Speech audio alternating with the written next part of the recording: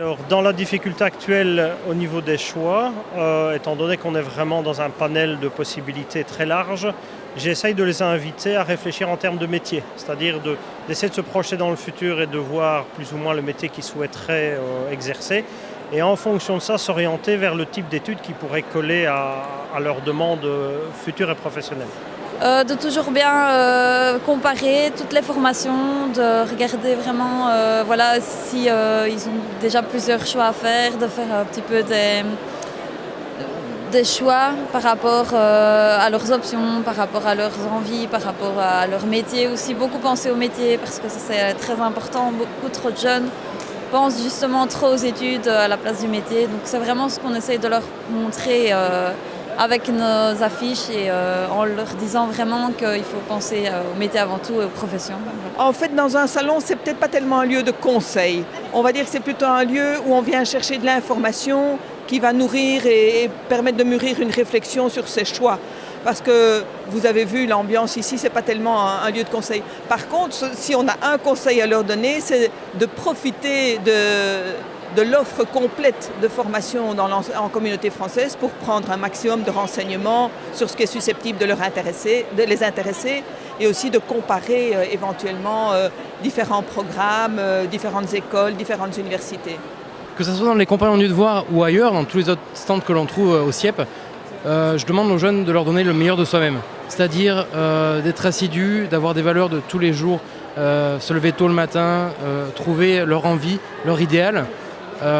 Nous proposons une formation différente des autres, comme la plupart des stands aujourd'hui. Et je pense qu'on se recentralise aujourd'hui au CIEP pour proposer aux jeunes toutes les diversités que l'on peut proposer sur Bruxelles. Tout dépend des questions aussi. Enfin, les conseils, je veux dire, oui, de suivre surtout leur envie, leurs envies, leurs choix, mais de surtout bien s'informer pour être sûr que voilà.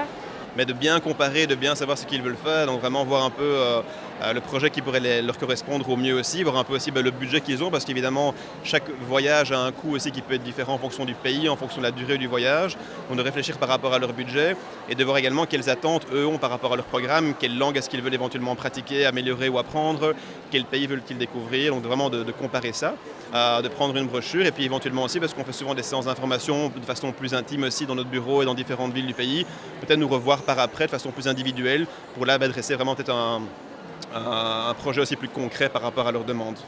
Alors le conseil qu'on peut donner aux jeunes qui se présentent dans nos stands, c'est de s'orienter, de ne pas hésiter à s'orienter vers les domaines techniques et professionnels, et redorer aussi le blason du secteur professionnel qui a eu une mauvaise image durant plusieurs années. Et moi, par exemple, je suis un enseignant qui vient du privé. Je travaillais 10 ans dans le privé avant d'enseigner. Et je me suis rendu compte qu'actuellement, on a besoin de techniciens. Le domaine privé a besoin de main-d'œuvre de techniciens qualifiés, que ce soit de 6e technique ou de 6e professionnel ou 7e professionnel.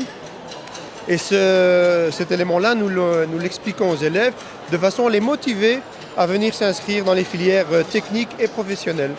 Et ici, le salon, c'est l'occasion d'exposer le travail qui a été fait, réalisé complètement, supervisé par l'enseignant, mais complètement réalisé par les élèves. Et nous les faisons fonctionner et on répond aux questions des petits jeunes d'école primaire et d'autres jeunes personnes qui viennent en famille pour essayer de les motiver vers ces secteurs-là. Donc c'est vraiment la promotion du secteur technique et professionnel. Et en plus de refaire prendre conscience que être professionnel n'est pas dégradant. Parce que beaucoup, le message qu'on fait passer en général, c'est ça.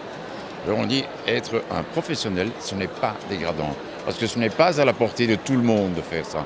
Et leur faire prendre conscience que c'est des études comme d'autres études.